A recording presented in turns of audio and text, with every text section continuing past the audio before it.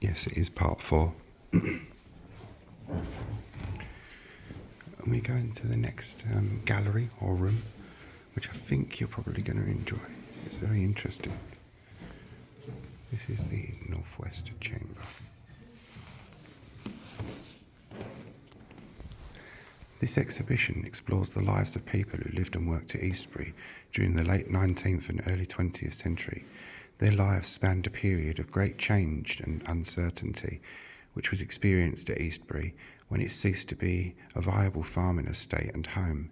These 4 people witnessed the transformation of the surrounding landscape from open countryside to our new suburban district in Essex. The costumes have been creatively reimagined, telling the story about each person. Clues to their lives have been woven into the fabric of the garments and echoed in the artefacts and accessories on display for you to discover.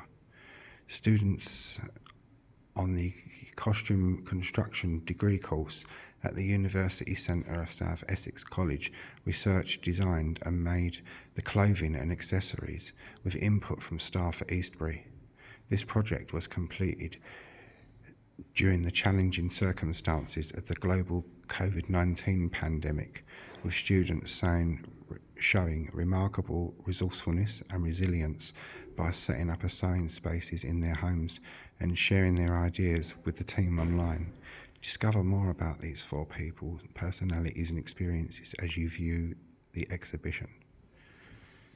The architecture at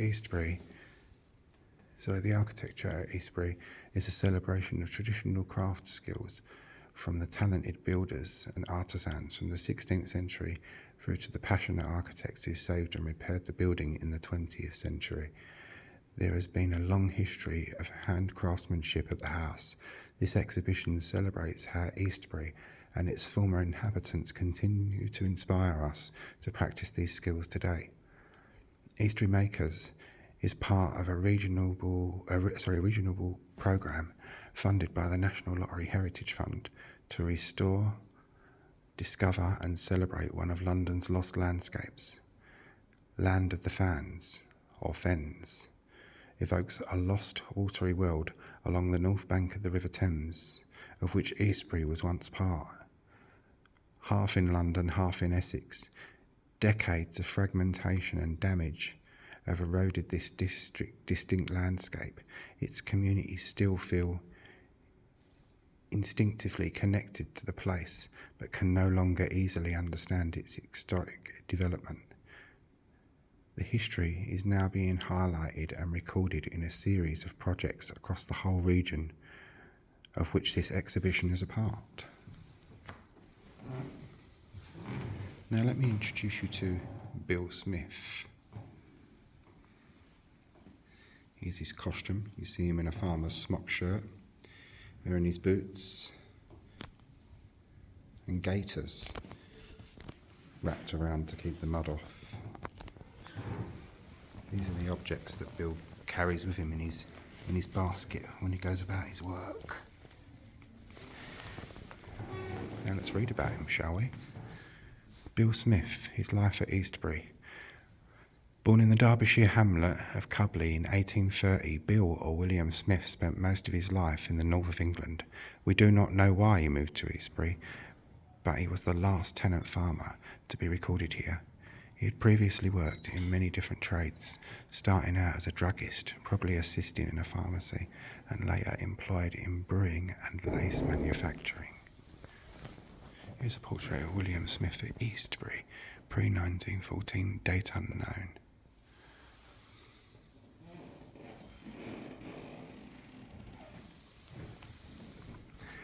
Detail of wheel motif on smock collar by Evelyn Crooks.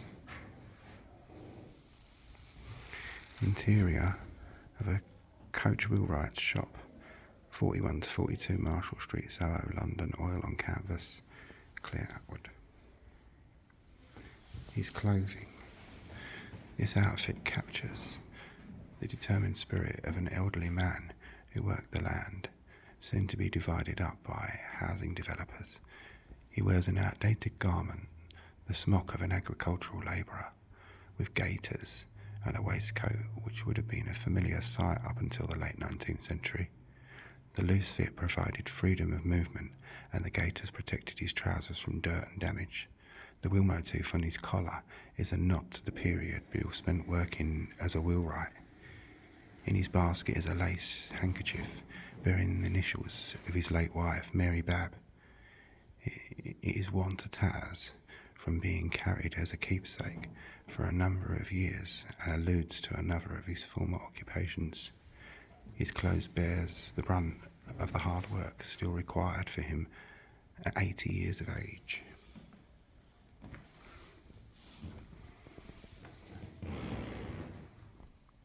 See, this is what I mean about these places. It isn't just the house, it's the people and the whole fascinating element of the history that goes along with it.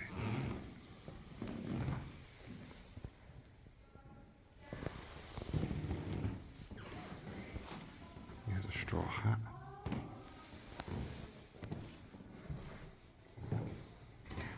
And our next character is William WEIR. His work at Eastbury. Here's his costume.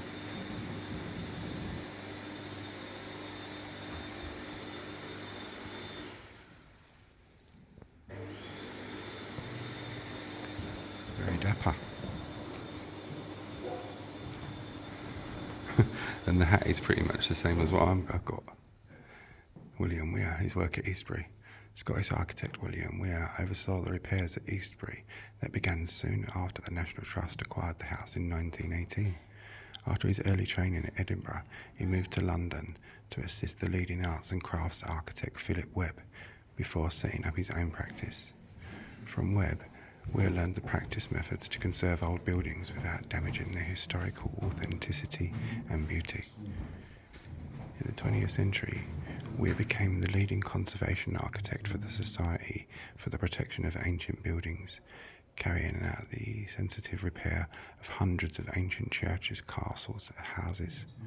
Funded by Webb and William Morris, SPAB, as it's affectionately called, campaigned to save and preserve the integrity of historical buildings so they could be enjoyed for future generations. WEIR's most extensive work at Eastbury was carried out in the 1930s, when the house was being converted into a museum for the residents of the surrounding area to enjoy. There's a portrait of him. Portrait of William WEIR, circa 1890. His clothing. As a young man, WEIR spent weeks travelling to the British Isles studying ancient buildings. He worked hard to become knowledgeable and an expert in this emerging field. He rode a penny farthing bicycle because the height of the saddle allowed him to see over hedgerows and boundary walls. He dressed for the part, as can be seen in the photograph of him with a preferred mode of transport. He was known to be extremely agile, with cat-like ability to climb ladders. Well, he'd have to be with what he did, didn't he?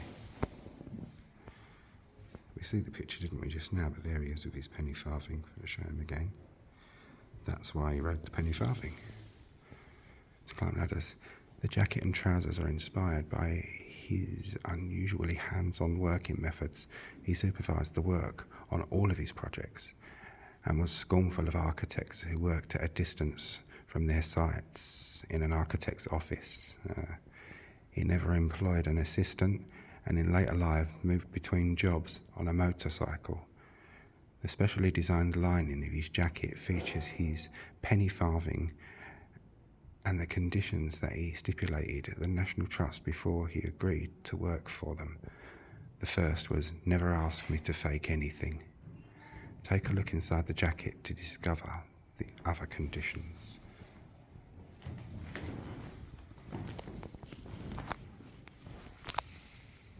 That's fascinating, look.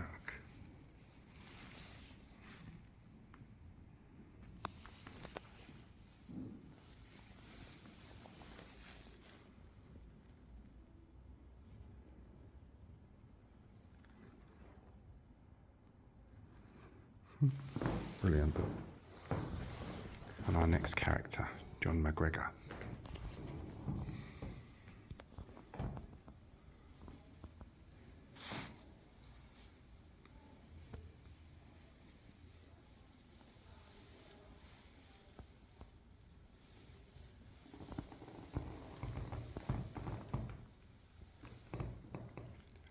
shirts for women.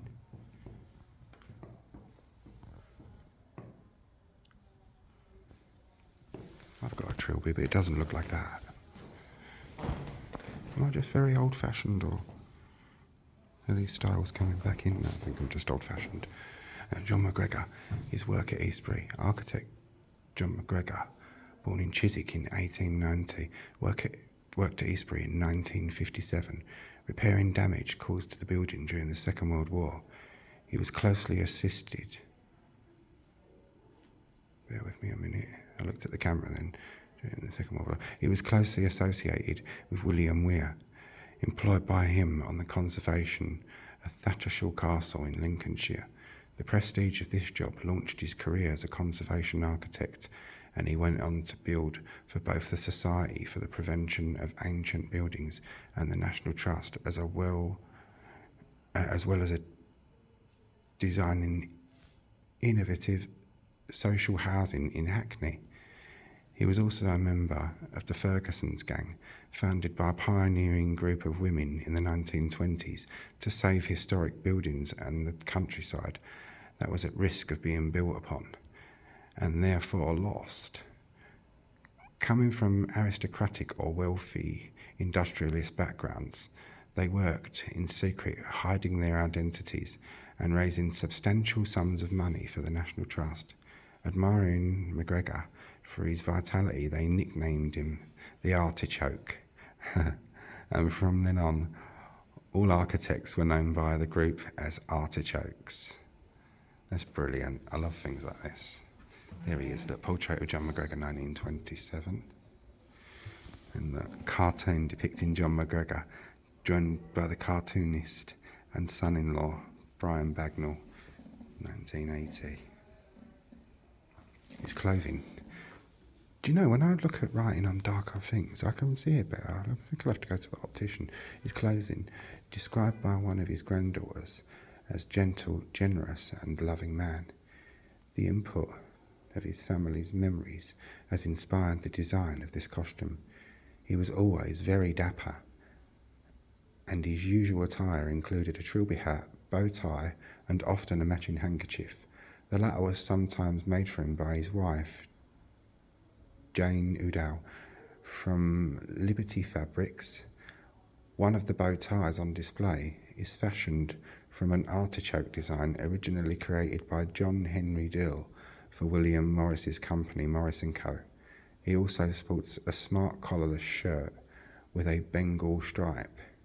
His accessories include a National Union of Women's Suffragette Society's pin, a nod to his mother Ellen MacGregor, née Mears, who was an active suffragist and involved in the improving mother and baby welfare.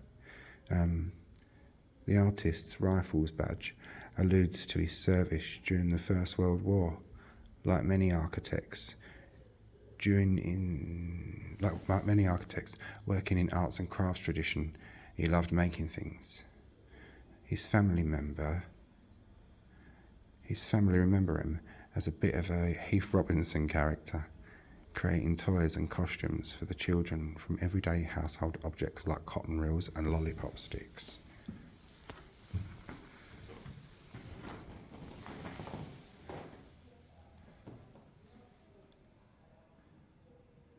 Women's suffrage.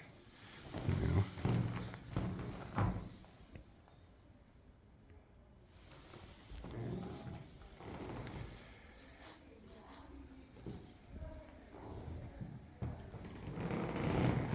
These ones that you're going to look at are ELEANOR WHITBREAD.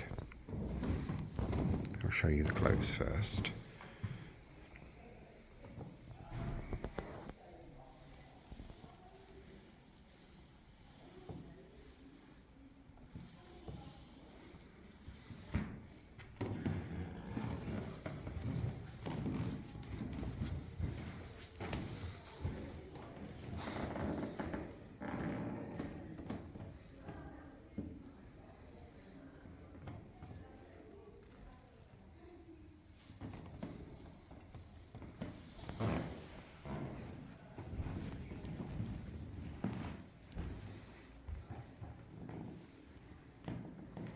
You certainly wouldn't want to walk around on a muddy day with that travelling around behind you, would you?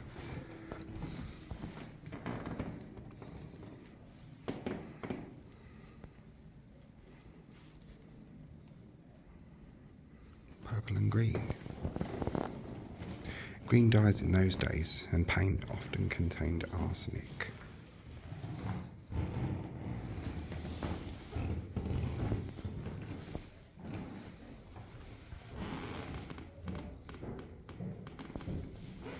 I will not do that, only a barbarian would do such a thing. ELEANOR WHITBREAD, alive at Eastbury. Eleanor was the daughter of Frederick Whitbread, an enterprising merchant from the East End who supplied livestock and feed to the ships sailing from London and Essex docks. In 1858, he took a lease on Eastbury, establishing his own farming operation here. The location of the farm provided easy access to the River Thames and provided plentiful grazing for rich hay grown on the reclaimed marshes. It was an ideal base for his expanding business. The house also provided commodious living quarters for his growing family. Eleanor was the fifth of 13 children, and perhaps spent some of her time roaming the surrounding marshes and country lanes. The well-known architect Robert Louis Ramier was commissioned to refurbish the west wing, including 5 bedrooms, a drawing room, and the hall and staircase, which were hung with fashionable wallpaper, mimicking the qualities of Italian sienna marble. Here's Eleanor Whitbread, date unknown.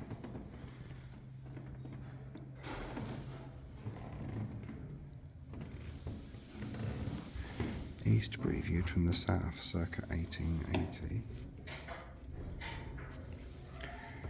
English archers, the fair Taxophilites, William Powell Frith, oil on canvas, 1872. Her clothing. From humble origins, the Whitbread family prospered. We know very little about Eleanor's life, but in 1871, she was still in education at 17 years of age. For a girl of her age and status, this was relatively unusual. Perhaps she was attending one of the progressive schools established in this period to prepare daughters of the middle-class families for higher education. The dress captures a young woman moving into adulthood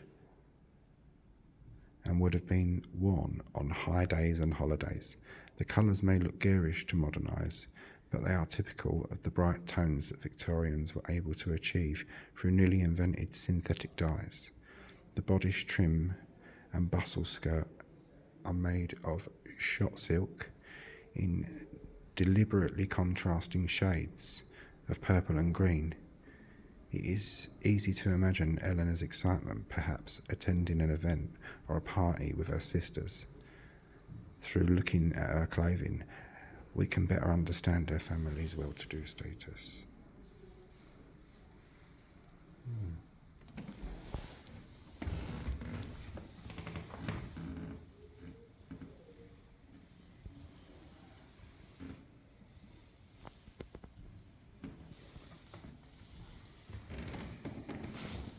And that's this one done, and now we'll take you to a really amazing space. Thank you. I think you'll like this.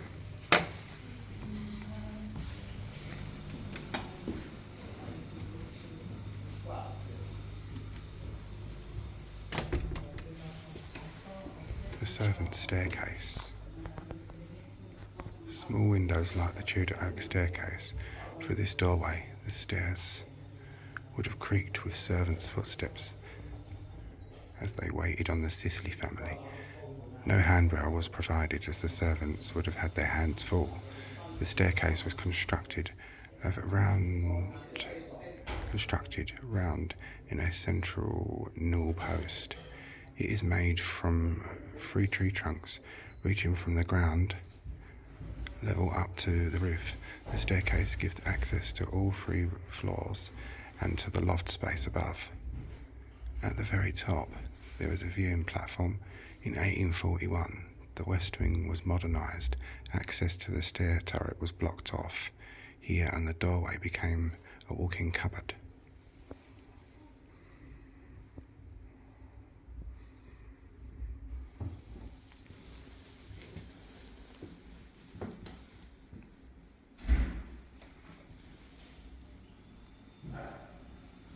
And where I shall take you up to is this bit up here.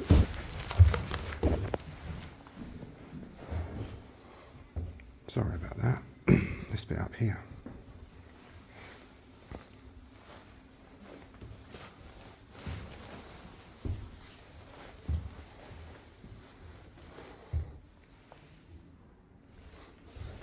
Falling down there just showed me how well mowed that is.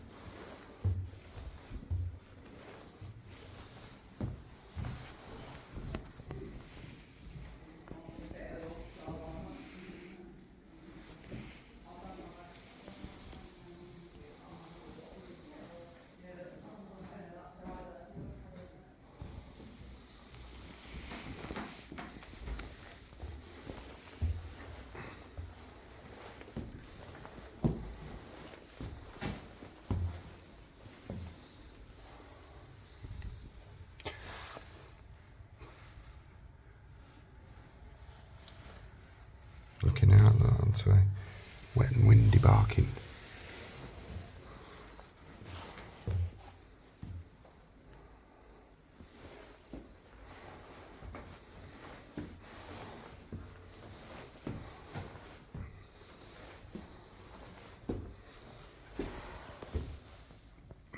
And this floor bit here is low even for me.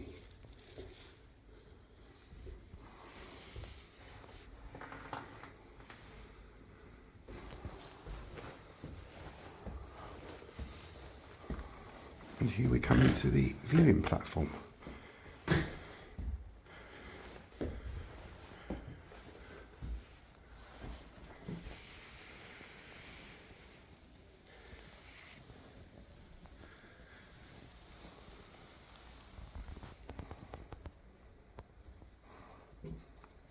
That bit is locked, obviously it gets you out onto the top of the turret, and they're never going to allow anyone up there.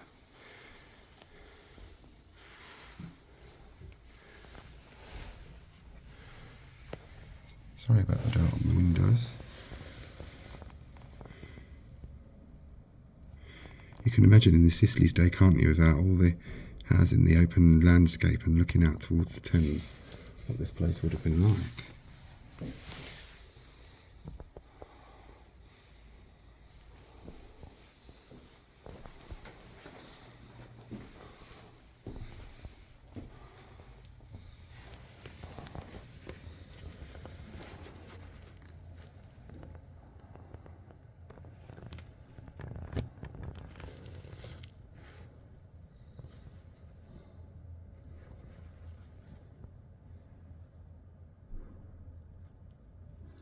We're looking out onto the Ripple Road where those cars are going by. Straight down Tudor Road onto the Ripple Road. Look at the old handmade glass, look.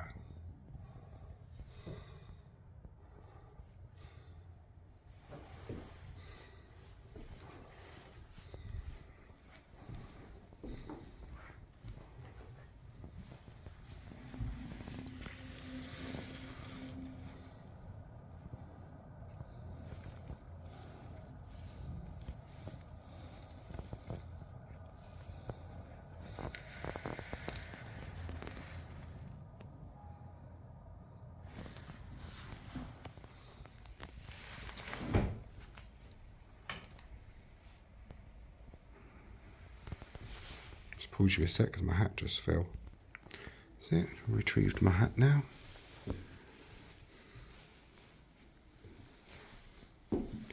See, in the Sisley's day, I mean, them and their fancy guests, once they'd had their feasts and their banquets and whatnot, their leisure time, really, they would have come up and done things like this, strolled in the long gallery, come up to the viewing platform, and they would have played a part in the, not farmed themselves, but in the lives of the farmers at the farm that farm this place.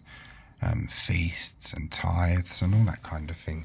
And they could have looked out on all they owned from these windows.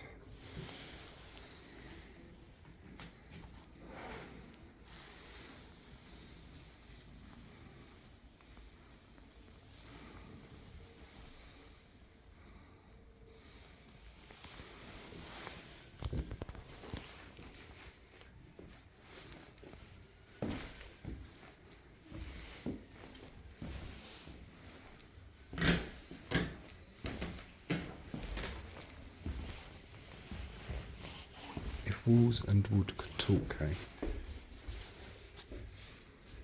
The history this lot's seen.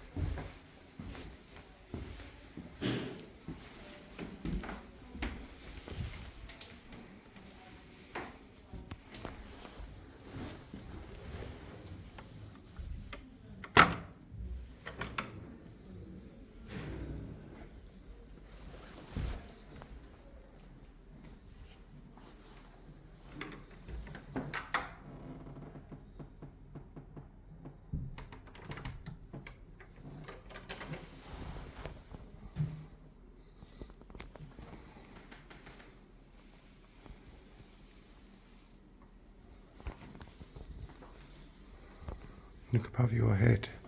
The modern ceiling is slightly higher than the Tudor one. The original Tudor ceilings on this attic floor covered the underside of the joists, so there would have been no exposed timbers. Above the ceiling, a loft runs the whole length of the west wing. A plan of 1834 shows this part of the attic as a long room with built-in cupboards or storage areas under the eaves. We believe this layout is original. In the 1930s, this wing of the attic was converted into a caretaker's flat. The door from the spiral staircase was the front door to the flat. Open the door and look for evidence of the door sign. The doorbell and door lock have all been removed. Not a single nail was used in the construction of Eastbury's roof. Timbers were held together by well-fitted joints and wooden pegs. The west attic, without floorboards, showing the door to the servants' staircase in 1917 and a view of the west attic windows in 1870.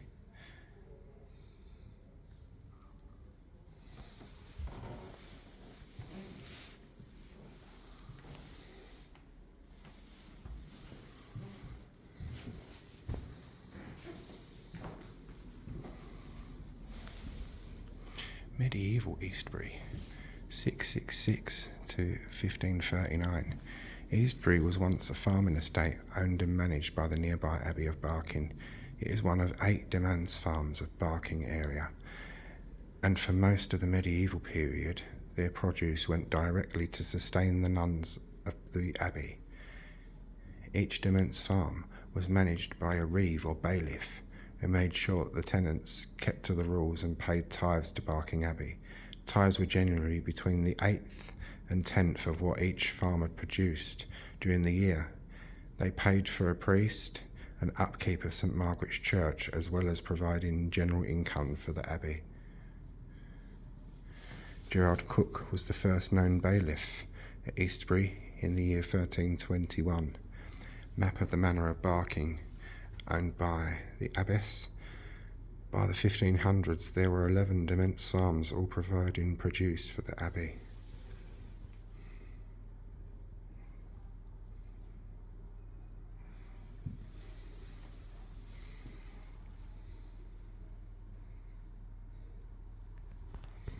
There's Barking Abbey.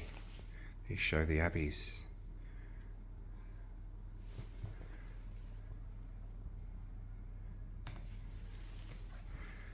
The wealth of the religious houses of Essex in the early 1500s.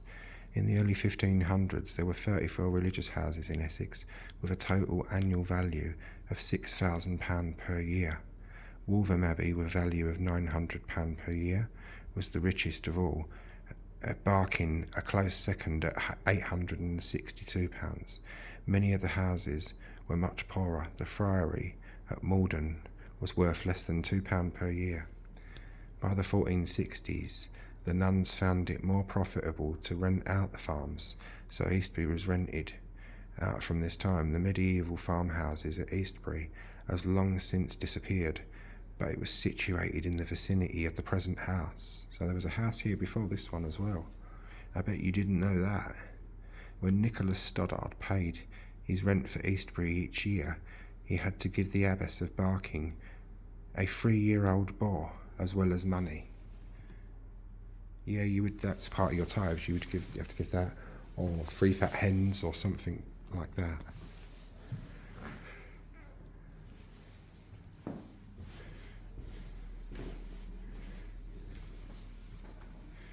New landlords, new opportunities.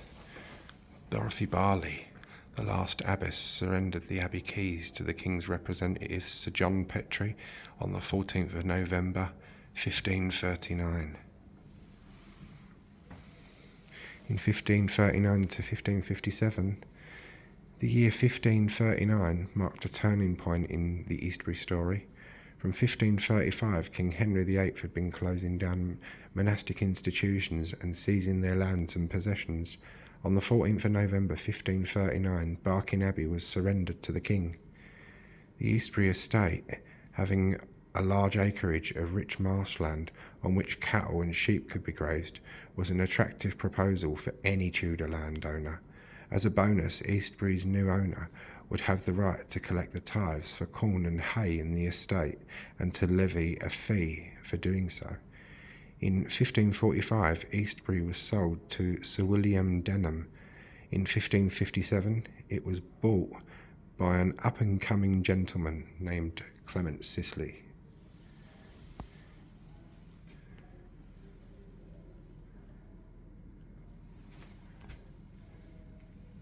Eastbury.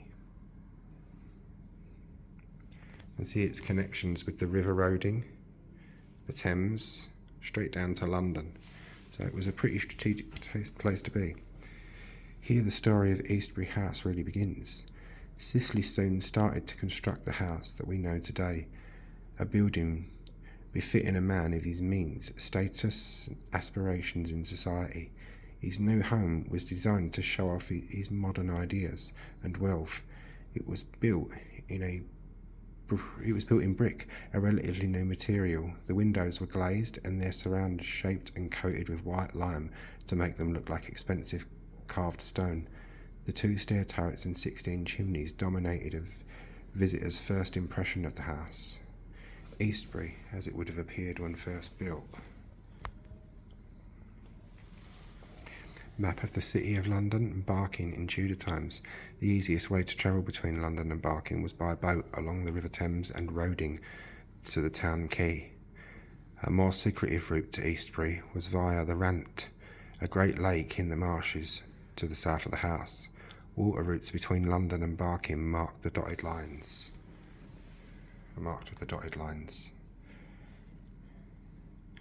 So you'd start off in Barking, go down the Roding onto the Thames,